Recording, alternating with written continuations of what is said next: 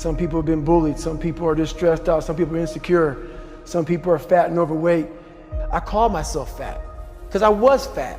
And people don't want to do that. They want to say, oh, don't call yourself fat. Don't call yourself dumb. If you're not real and raw with who the f you are, nothing's going to change. In this nice new world that we live in, we want to hear, you're just a little big. No, man, you might be fat. We surround ourselves around people that make us feel great. They tell us what we want to hear. The second we put ourselves amongst the uncommon people, we don't like that feeling. That challenging feeling of that person waking up at 3:30 in the morning and say, hey, put your shit on, we're going for a run. We like that person who says, hey, you know what, man, I don't feel good today, man. And they say, oh, it's okay, brother. We don't want that motherfuckers like this. Hey, man, no, bro, get your shit on, man. Stop being a punk.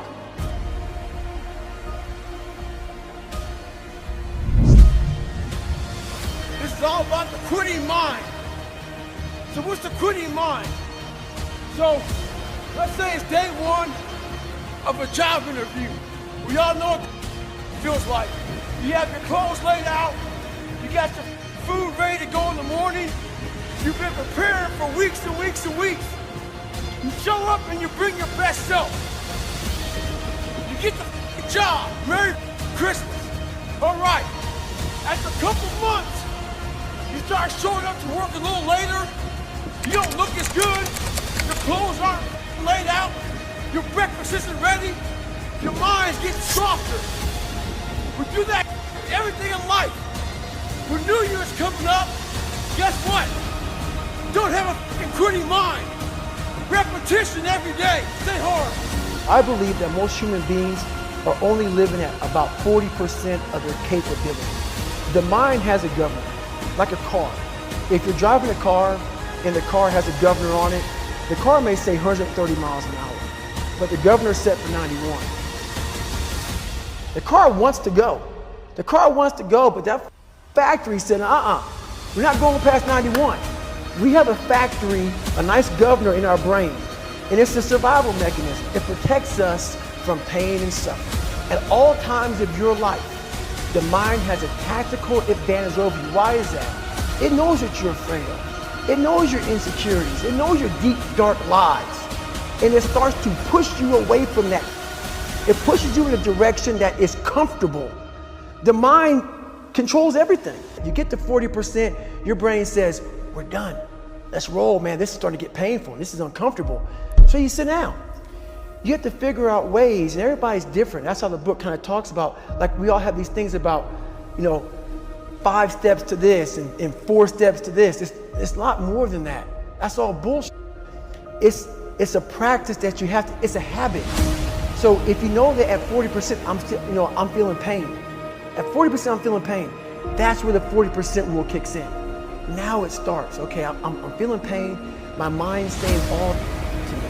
It's saying get out of here, run, flee. The fight or flight kicks in. Okay, we're done. We're not good enough.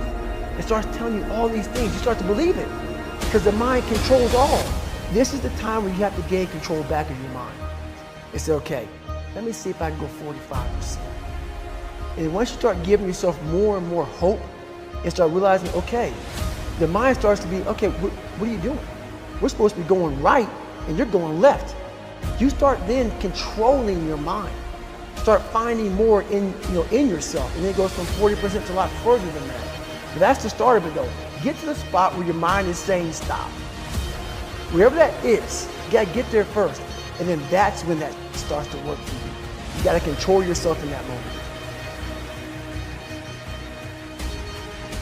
Well, it's that time of year again, we start to feel real happy. Why? Because we're not going to work. If you believe in Santa Claus and you celebrate Christmas, you're looking forward to Santa Claus coming down the chimney giving you some presents. It's a real good time of year. So in that good time of year, we start to feel real good about ourselves. Start to feel great. So we start making promises to ourselves about, hey, I'm gonna lose some weight. I'm gonna do better in school. I'm gonna be better here, be better there. But guess what happens? The real Merry Christmas happens when all of that noise is gone. It's quiet. And it's you against you. And now all those endorphins are gone. And I promise you, man, by getting up early and getting after it to go lose weight, study harder, guess what?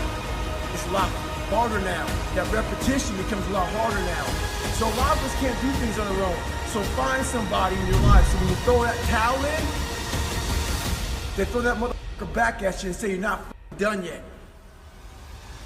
How are you gonna feel, man, when you accomplish this goal coming from that point? Coming from the fucking hell you came from. A lot of people start from a good starting point. They have a good foundation. What if you can surpass all of these motherfuckers? What if everybody who was way up here started up here, and you started with no legs. You had to grow the legs to even start walking, and then crawling, and then running, and then you start passing people with all this given to them. This might be exactly what I need. The darkness is exactly what I need. It's how you look at your situation.